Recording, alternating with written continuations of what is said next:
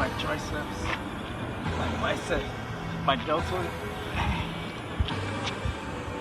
pushing my quads, my hamstrings, my sartorius.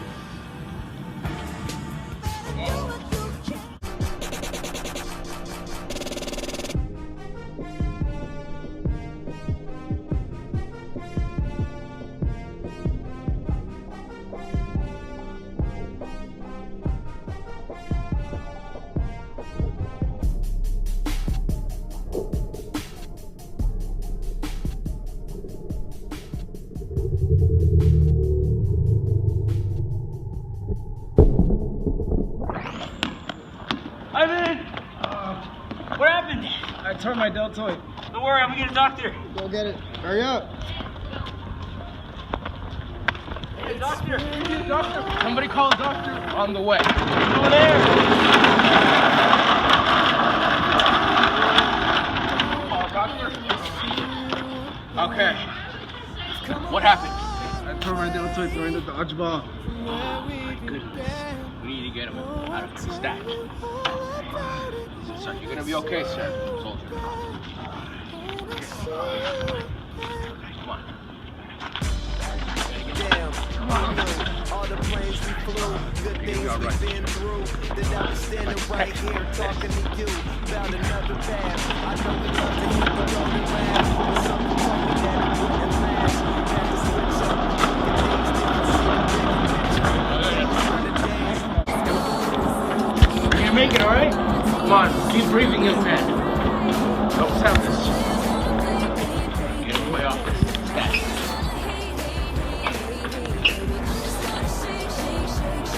Down one stretch.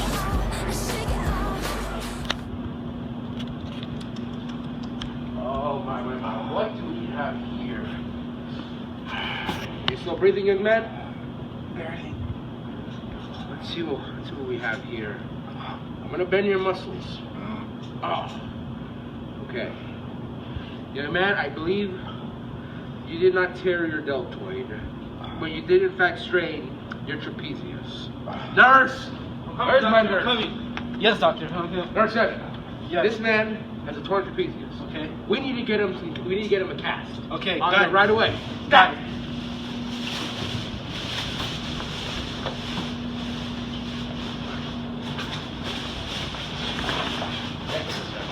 Okay. So we are gonna put this cast in. Grab his arm. You're gonna gather it around his shoulder. Okay. It's okay.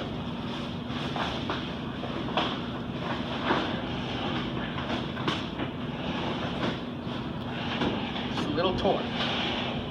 Let's back up a bit. Right. Gently. Okay. Keep it there. It should hold you together until then.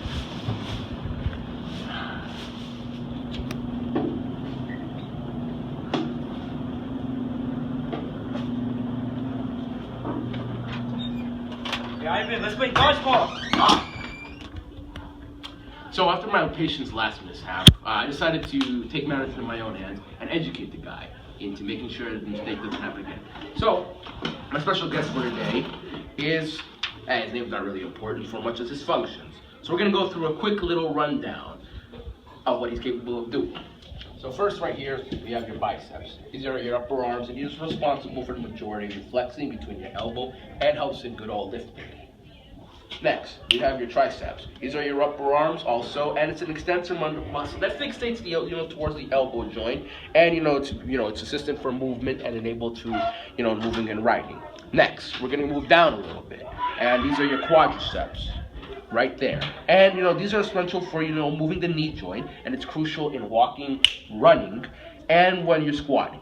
Next, you got your hamstrings, and these are two joints also towards the back there, and they rotate the lower knee when they are bent. If we could demonstrate really fast, a bent to knee. Both of these muscles work together in order to move the knee. Next, we got your rectus abdominis. We can move back up, please. And these are where when you're doing crunches and when you're pulling the ribs and the pelvis, it helps work in the back. Next, if we could turn around, we've got the latissimus dorsi, also known as your lower back. And this is pretty much rotates and inserts around the origin, when you're moving and rotating towards back, when you're twisting back and forth. We could have our subject turn around.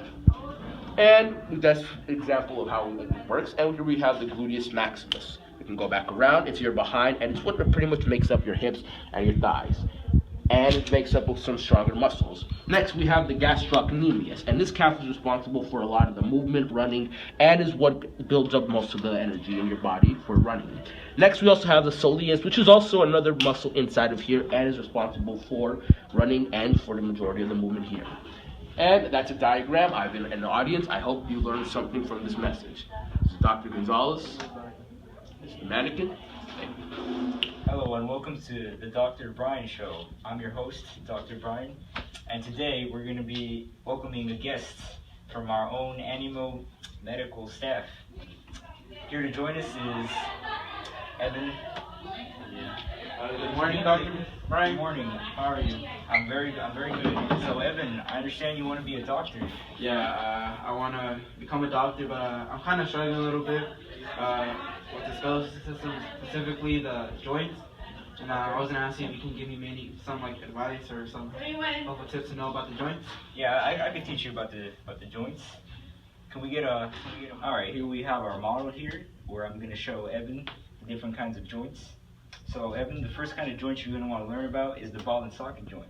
And its function is to connect two bones in such a way that it can move in any direction whatsoever. And an example of the ball and socket joint is in the shoulder right here. See how it moves anywhere? Yes. All right, Evan, the next kind of joint you're going to want to learn about is the hinge joint, which is a common synovial joint that's found in the ankle, elbow, and knee joints. As you can see here, the elbow. It moves in one direction, and it can extend all the way to 180 degrees. All right, Evan, the next joint you're going to learn about is the condyloid joint, and that's the site of the union of two or more bones in the body. And an example of that is right here in the wrist. See how that moves? Okay. Its primary function is to provide motion and flexibility to the frame of the body. See that? Okay. Next, Evan, is the saddle joint, which is a synovial joint that shifts in several directions at will.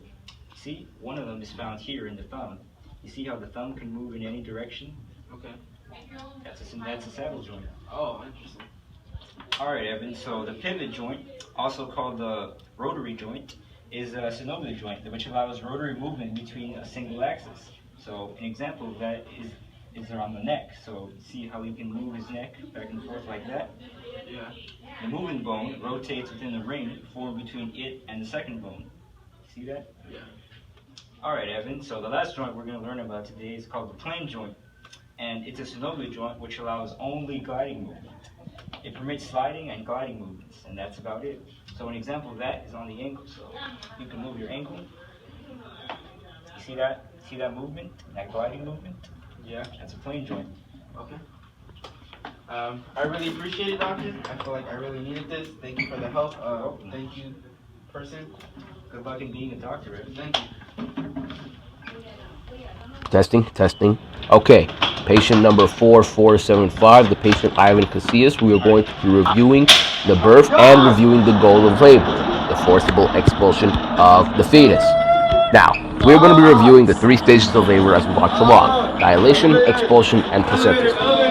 In the dilation stage, the cervix itself dilates and the fetus begins to shift towards the cervical canal, moving with gravity and uterine contractions. This could last as long as 8 hours. At the start, labor contractions can last half a minute, between every 10 to 30 minutes, frequency increasing with time. Late in the stage, the water breaks and labor may be induced. When the cervix itself is pushed open by the fetus along 4 inches, we have now entered the expulsion stage. Contractions are at their maximum intensity every 2 to 3 minutes, lasting as long as a whole minute. Expulsion continues until the fetus emerges from the vagina, lasting less than 2 hours, with the delivery of the arrival of a newborn baby to the outside world. What pictured in this scene is the placental stage, where muscle tension builds in the walls of the partially empty uterus, decreasing in size. Uterine contractions tear connection between the endometrium and the placenta. This is known as the afterbirth that occurs after pregnancy. There is a loss of blood when the placenta is expelled, but the uterine contractions reduce the flow of blood, and it is tolerated due to the volume increasing towards pregnancy. And we now see the delivery of a beautiful, healthy baby boy.